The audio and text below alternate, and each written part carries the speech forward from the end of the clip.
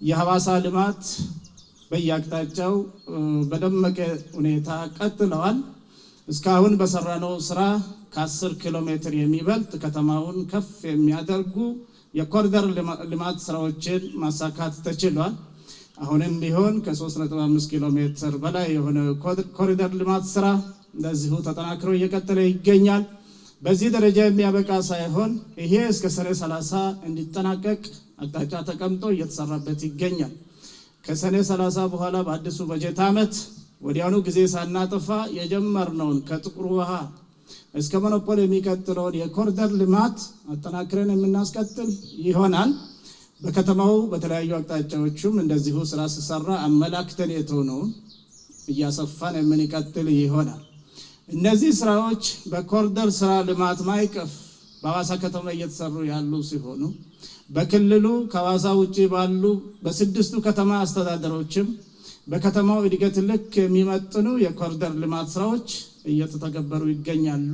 እነዚህ ስራዎች በፍጥነት ተጠናቀው የህዝባችንን የመልማት ፍላጎት በሚያረካ መልኩ አገልግሎትና ውበት አጎናጽፈው በሚኖሩበት አካባቢ ደስተኛ ህዝብ እንዲኖረን በምንሰጠው አገልግሎት የረካና ለላቀና ለቀጣይ እድገት የሚረባረብ ማህበረሰብ እየተገነባ የሚቀጥልበት አካሄድ ይዘን የምንቀጥል ይሆናል። ትልቁ ጉድለት የነበረብን እንደ ሀገርም እንደ ክልልም የአገልግሎት አሰጣጡ ረገድ ነው። ህዝባችን ያረካበት በተለያየ ከህዝብ ጋር ባደረግናቸው ውይይቶች ብዙ ጥያቄዎች መሻሻል እንዳለባቸው የሚገልጹ አስተያየቶች ይቀርቡ ነበር።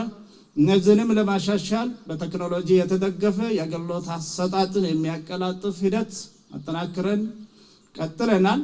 በዚህ ማዕቀፍ በቴክኖሎጂ የተደገፈው የአሰራርና የአገልግሎት አሰጣጥ የሚያሻሽልና የሚያሳድግ የአንድ ማዕከል መሶብ በሚባል አገልግሎት አሰጣጥ እየተስፋፋ ይገኛል። በሲዳማ በሐዋሳ ከተማ በክልል የሚሰጡ አገልግሎቶችን በአንድ ቦታ በአጠረ ጊዜ ሊሰጥ የሚችልበት ማዕከል ተገንብቶ አገልግሎት እየተሰጠበት ይገኛል።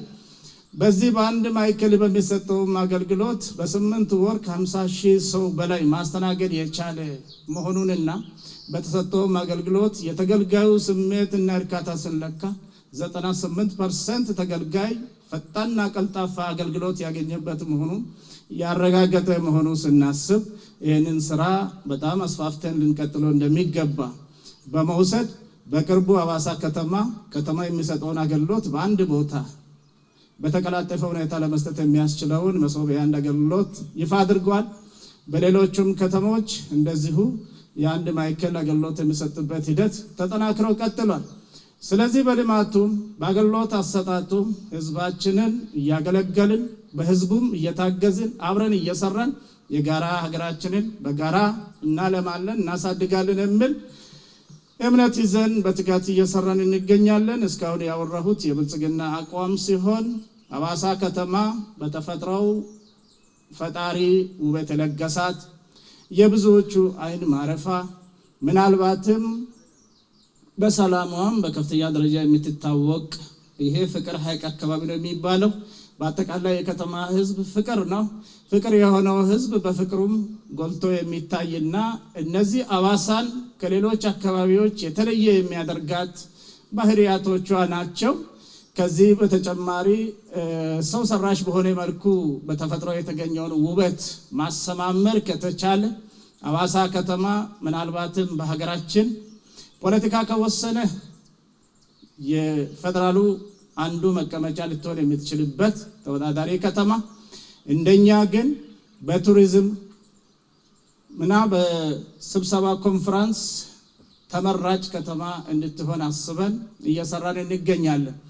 ይሄ ውበት ሳብና አሸናፊ በሆነ መልኩ አሁን የምናስበውን እንዲያሳካ በከተማው በተጨማሪነት ለለሙ የሚገቡ ቦታዎችን እንደዚሁ ለይተን እየሰራን እንገኛለን።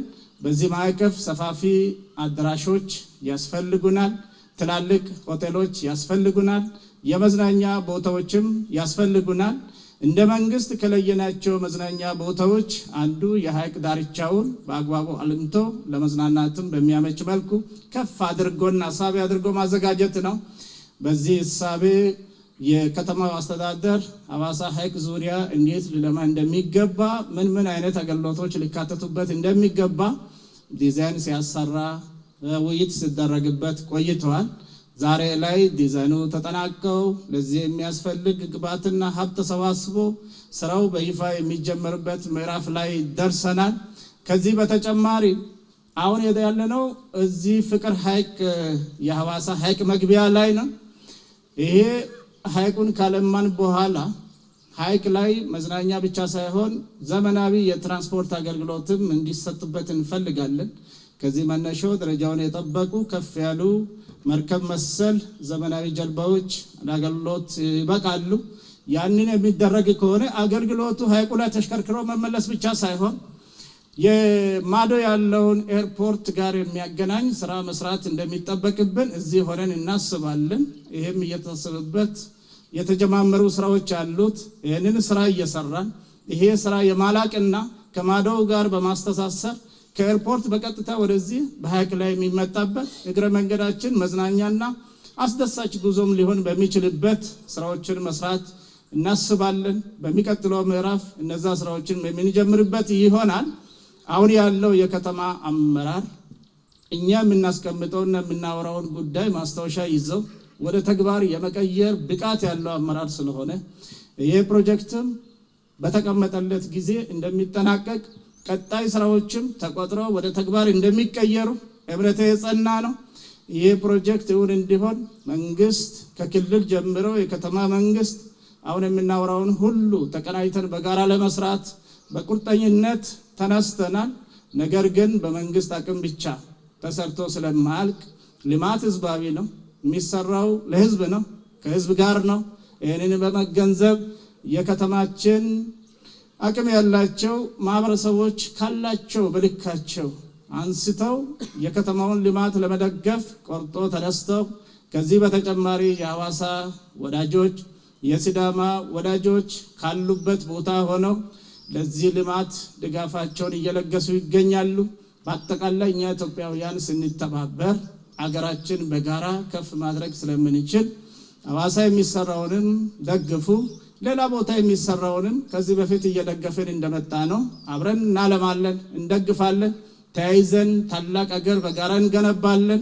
አሁን የጀመርነውም ስራ ኢትዮጵያን ከፍ የማድረግ አንዱ ምዕራፍ ነው። በየቦታው እንደዚህ የሚሰሩ ስራዎች ተደምረው ኢትዮጵያን ጎልቶ የሚያሳይ ነው የሚሆነው።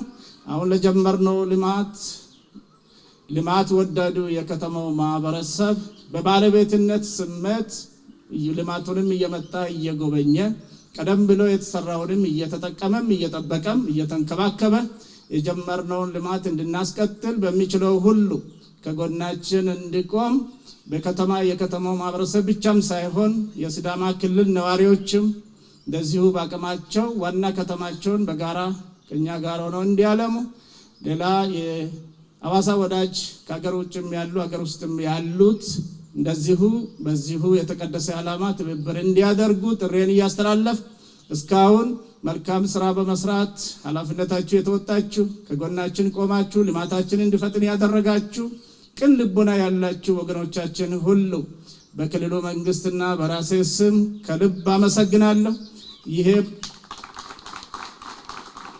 ይሄ ፕሮጀክት በብልጽግና እሳቤ የሚሰራ ፕሮጀክት በመሆኑ የተንዛዛ ሳይሆን በጥብቅ አመራር 7 በ24 በመፈጸም በ6 ወር ውስጥ ተጠናቆ አገልግሎት እንዲሰጥ የከተማ ከንቲባችን በፍትሐዊነት ይህንን ጉዳይ ተቀብለው በተለመደው ጥንካሬዎት እንዲመሩና እንዲያስፈጽሙ መመሪያ መስጠት ፈልጋለሁ። እንደሚያሳኩትም እተማመናለሁ። ፈጣሪ ሀገራችንን ይባርክ። ፕሮጀክቱ በይፋ መጀመሩን አበስራለሁ። በጣም አመሰግናለሁ።